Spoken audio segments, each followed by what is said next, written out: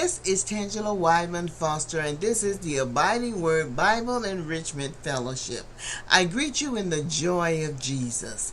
Tonight's lesson that we are speaking on is eternal identity, who we are. The main theme for this lesson is taken from 1 Peter 2:9, where the word says, "But you are a chosen race, a royal priesthood, a consecrated nation, a special people for God's own possession, so that you may be able to proclaim the excellencies, the wonderful deeds and virtues and perfections of Him who called you out of darkness into the marvelous light." People spend a lot of time trying to discover who they are. They spend money on research through databases, simply trying to locate the people that they came from. Many go through their families, listening to stories and soliciting histories, trying to determine why they are like they are and seeking to understand their roots. Well, self-discovery through research is good to identify heritage, but when you become saved, when you are brought into the family of God, please also look up your heritage through the eyes of the Spirit of God. The questions are asked: who was I created to be? Who am I? And who am I to become? These three questions, they will set your life on fire for the Lord as you understand your blessings. Let's start at the beginning. Who was I created to be? Genesis 1:26 tells us, "And the Lord said, let us make man in our own image, after our likeness, and let them have dominion over the fish of the sea, and over the fowl of the air, and over the cattle, and over the earth, and over every creeping thing that creepeth upon the earth." God said, let us. The us he was speaking of here is the Father, the Son, and the Holy Spirit. Man was made in the image of God. Now the word image is a Hebrew word, Salem, which is the root word means to shade. So the image of God, meaning his likeness, his resemblance, his illusion, a representative figure. The Bible also says that we were made in his likeness. It is not physical, but a spiritual personality and moral likeness. Salem is not an exact duplication, though. Psalms 39:6 shows us that it is only the shadow of a thing, representing the original in an inexact manner, lacking the essential characteristics or reality of the original. We are given complete authority. We are given dominion over the fish of the sea, the birds of the air, the cattle, the entire earth, and over everything that creeps and crawls on the earth. There's a quote that came from the Hebrew-Greek Key Study Bible, and it says, "God is essentially spirit. Therefore, man who is similar to God possesses an immortal spirit. We resemble God in certain respects without being equal to him." Man's likeness to God is what truly distinguishes humanity from the rest of creation. Man is a person with the power to think, to feel, and to decide. He has the capacity for moral choices and spiritual growth or decline. In the beginning, man loved God and hated unrighteousness. The fall reversed this. Man was still a person with a capacity for good, but his spirit was altered by sin. So much so that he now generally runs away from God and loves evil more than righteousness. Before Christ, we lived in a sin-altered state. Isaiah teaches in Isaiah 43:1, it says, "But now thus saith the Lord who created thee, O Jacob, and he that formed thee, O Israel, fear not, for I have redeemed thee. I have called thee by thy name. Thou art mine." The Bible says that God says regarding us.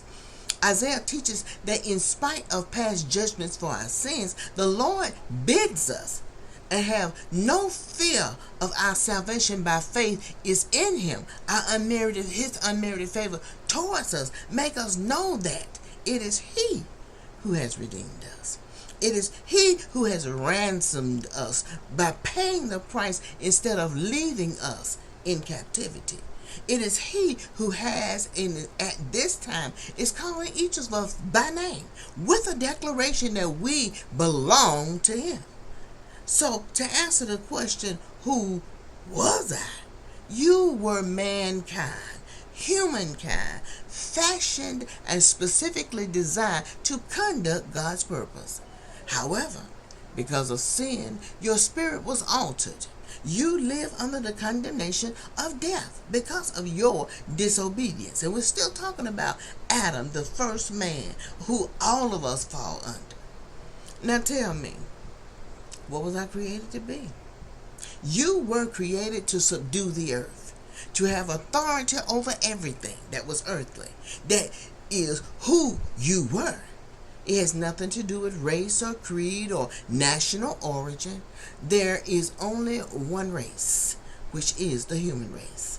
Blacks, whites, Asians, Indians, these are all divisions of the race. But we are all simply human. You were created to be royalty and priests before God. Praise the Lord. So now the next question is, who am I? This section only applies to you if you have accepted Christ as your Savior and you have been forgiven of your sins. Otherwise, you are still who we were. There are a lot of people who do not understand why they need a Savior. They say, I don't understand why it is necessary for someone to die to pay for the sin when they hadn't done anything. I haven't done anything. Let us examine that. God created Adam to rule over the earth. Adam was a representation of all humanity, and it is his responsibility, or it was his responsibility, to not only rule over, but to fill the earth with the likeness of himself. But when Adam made the decision to disobey God, he was saying in essence that he was following his own desire to live independently of God. So when we disobeyed God, or when he disobeyed God, he also had to pay the penalty for this disobedience, which is death. Genesis 2:16 and 17 shows us a reminder that God said to Adam, he said to Adam, the Bible says the Lord God commanded the man, saying, you may freely, unconditionally eat the fruit from every tree in the garden, but only from the tree of the knowledge of recognition of good and evil you shall not eat. Otherwise, on the day that you eat it, you shall most certainly die because of your disobedience. There's a footnote that comes from the Lockwood Foundation, the Amplified Bible, speaking of dying. It says both spiritually and physically. Physical death is the sense of being mortal. We were created to be immortal. The tree of the knowledge of good and evil was designed to test our obedience. The first parents had to choose whether they would choose to obey God or break his commandments. When they actually ate the forbidden fruit, the consequences of their actions became self-evident. They found themselves in a different relationship to God and to sin. The tree of life was the antidote against disease and bodily decay. Access to it was based upon a proper relationship with God.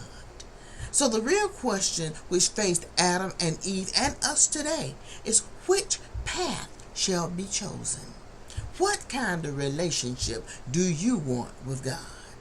We are descendants of a sinful Adam and therefore cannot rise above our origins. They affect us. It is theoretically possible to live without sin, but we know from experience and from the scripture that this never happens. Paul speaks to the Jews in Romans 3 and 9, where he reminds them, he says, well then, are we Jews better than they?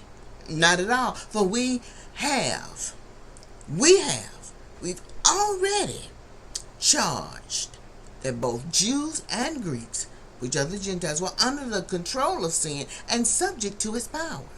As it is written and forever remains written, there is none righteous, none that meets God's standard, not even one. There is none who understands. There's none who seeks God.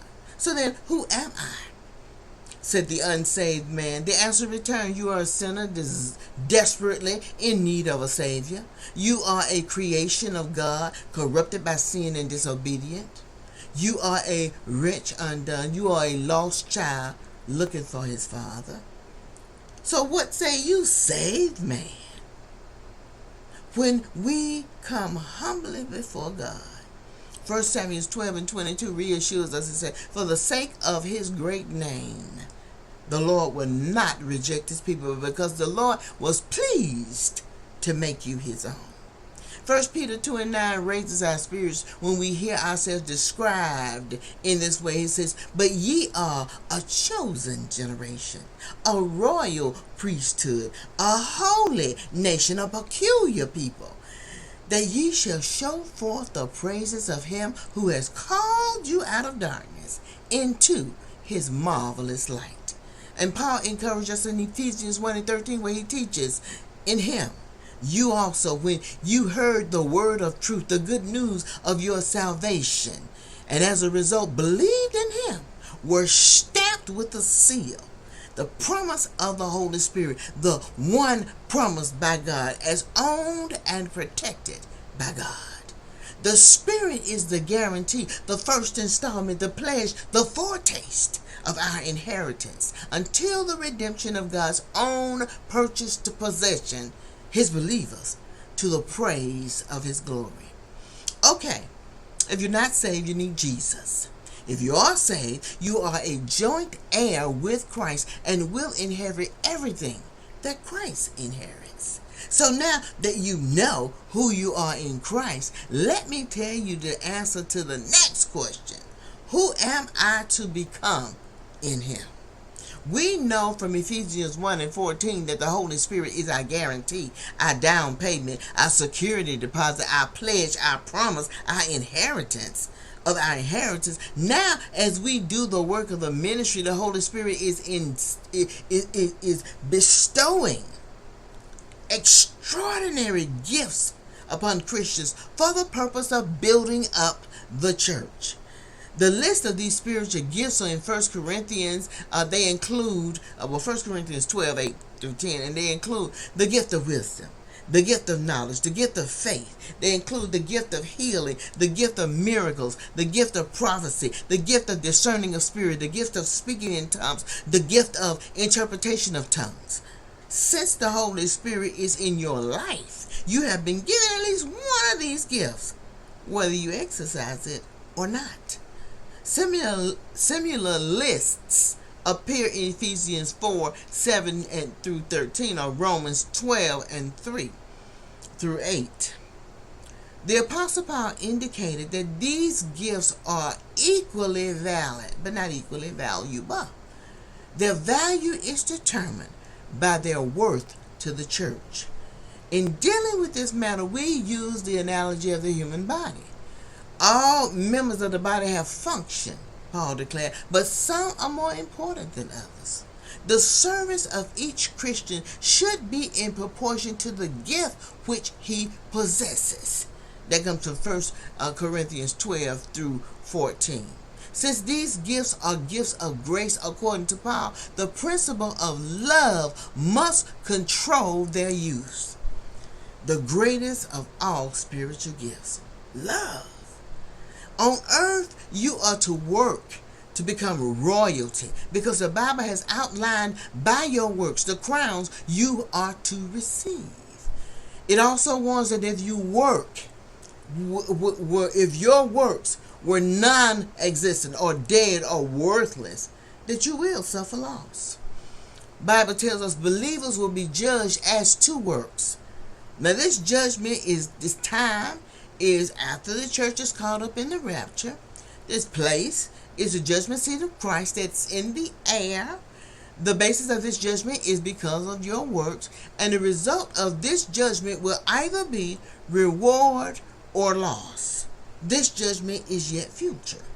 Paul teaches us in 2 Corinthians 5 and 10 where he says, "For we believers will be called to account and must all appear before the judgment seat of Christ, so that each may be repaid for what has been done in the body, whether good or bad." That is, each will be held responsible for actions, for purposes, for goals, for motives, the use or misuse of your time, opportunities, and abilities.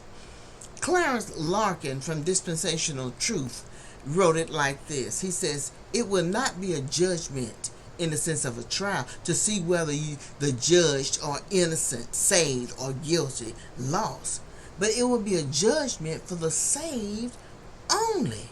This judgment is described in 1 Corinthians 3:11 through 15, where Paul teaches, "For no one can lay a foundation other than that which is already laid, which is Jesus Christ.